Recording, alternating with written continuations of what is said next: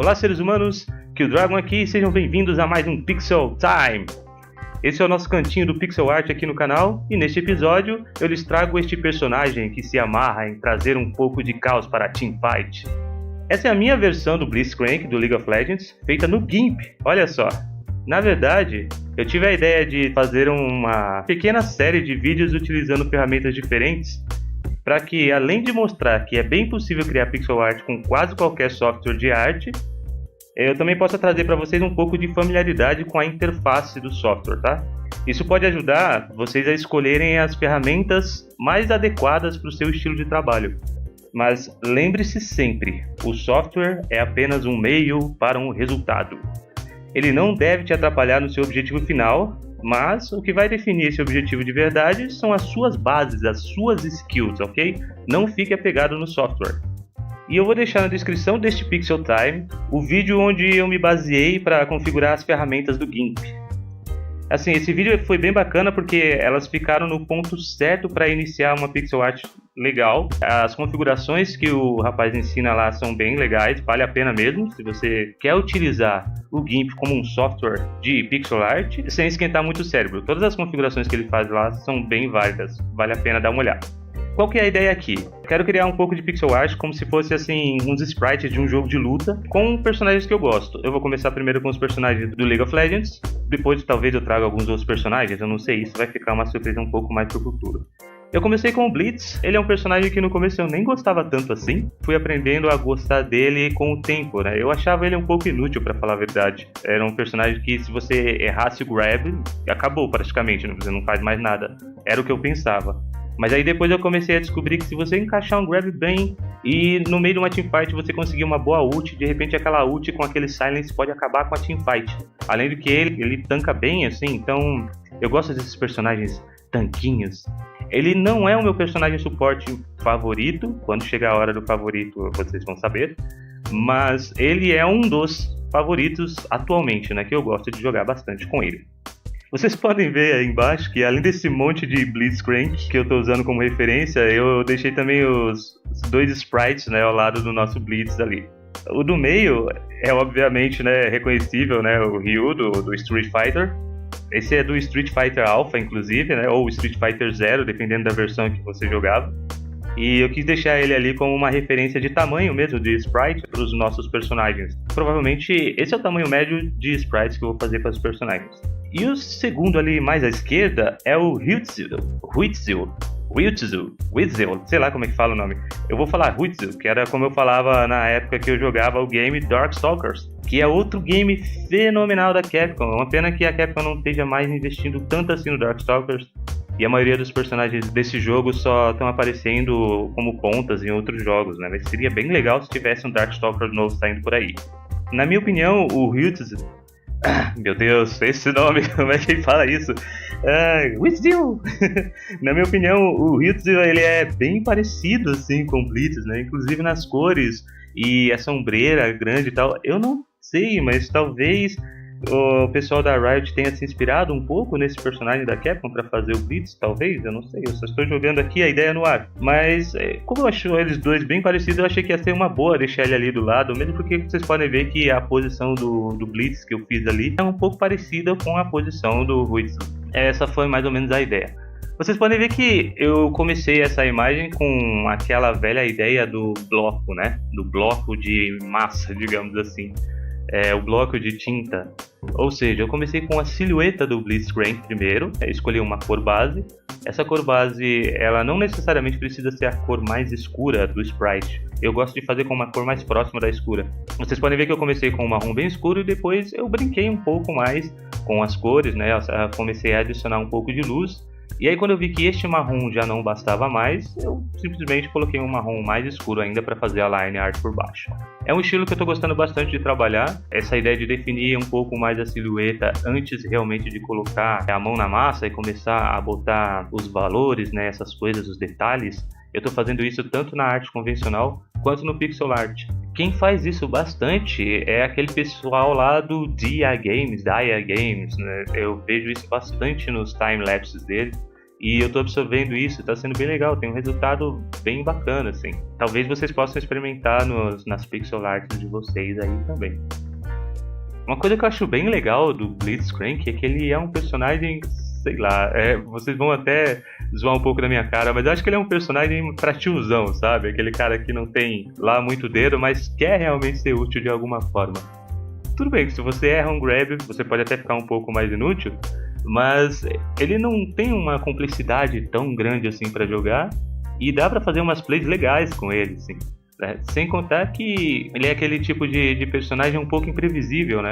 Ele causa um psicológico em quem tá jogando contra, porque você nunca sabe a hora que o cara vai puxar, e às vezes o simples fato do Blitzcrank dar um passinho pra frente a mais, ele faz com que o jogador do outro lado saia totalmente de posição e deixe de fazer coisas que ele deveria fazer, como farmar, por exemplo, ou até mesmo parar de atacar um amigo seu, né, um colega seu ali.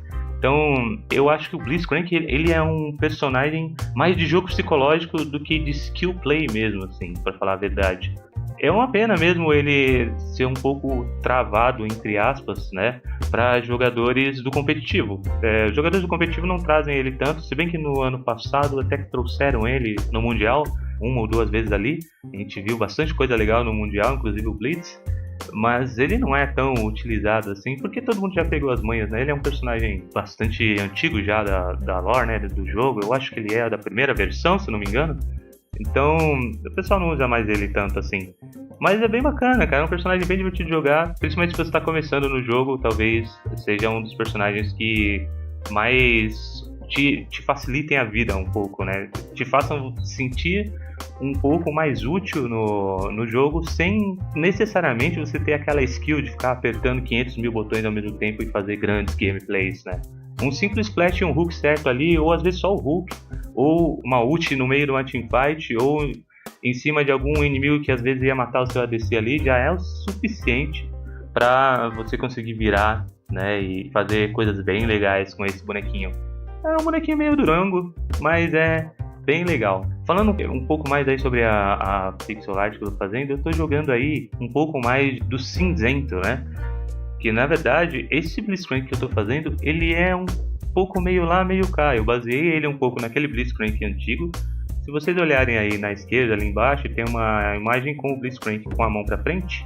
Essa imagem é a do Blitzcrank antes de sofrer um pequeno rework, não bem um rework, né? Eles deram só meio que uma pintada na skin dele. Ele era meio que assim, todo amarelão antigamente.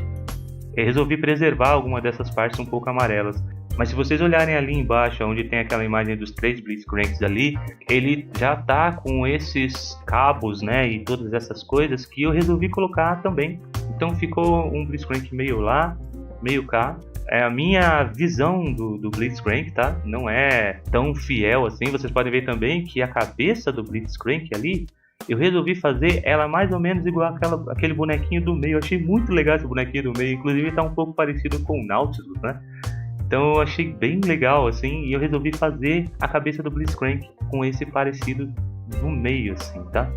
Falando um pouco sobre o software, o GIMP, eu vou falar para vocês aqui algumas vantagens e desvantagens de vocês utilizarem esse software, tá? Então eu vou dar aqui para vocês 3 vantagens ao utilizar o GIMP para fazer pixel art.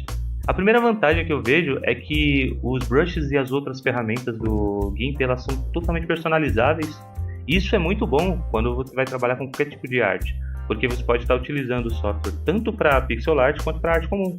Então não tem a necessidade de você simplesmente estar utilizando ele para uma coisa só. E justamente o GIMP não é um software direcionado para pixel art, ele é um software direcionado para edição de imagem, que por acaso tem ferramentas que são possíveis de trabalhar pixel art nele sem problema nenhum. Isso é uma coisa legal porque é uma ferramenta bem poderosa para que você possa fazer outras coisas também além do pixel art, tá?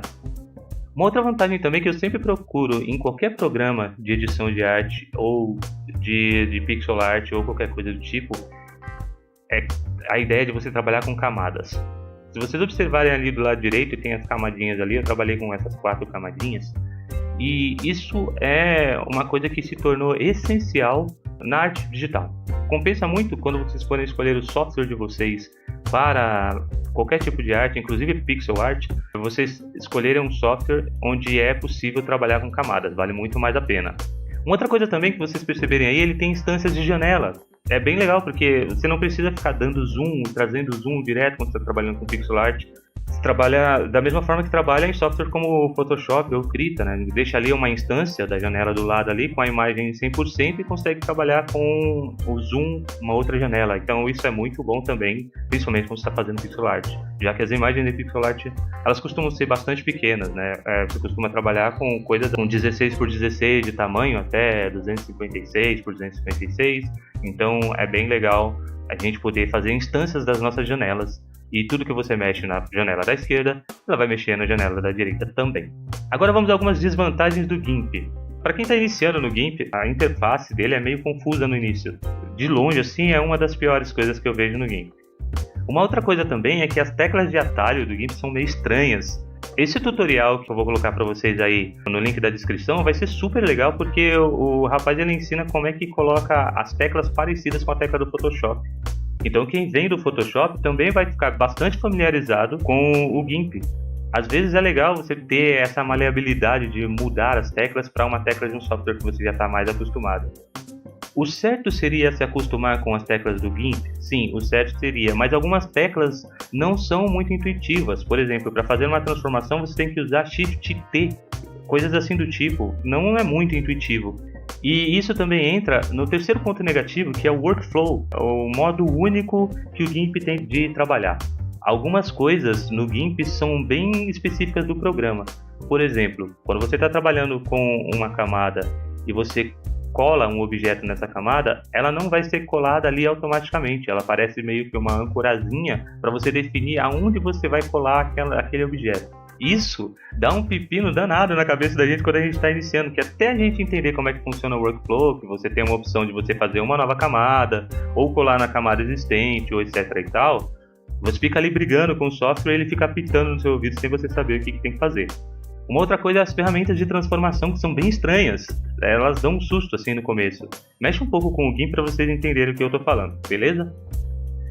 Então galera, esse foi o nosso segundo Pixel Time e a gente vai continuar essa pequena sériezinha de vídeos aí, fazendo mais sprites nos próximos vídeos e eu vou fazer com outros programas também. Espero que seja bem legal, espero que vocês estejam gostando bastante, ok?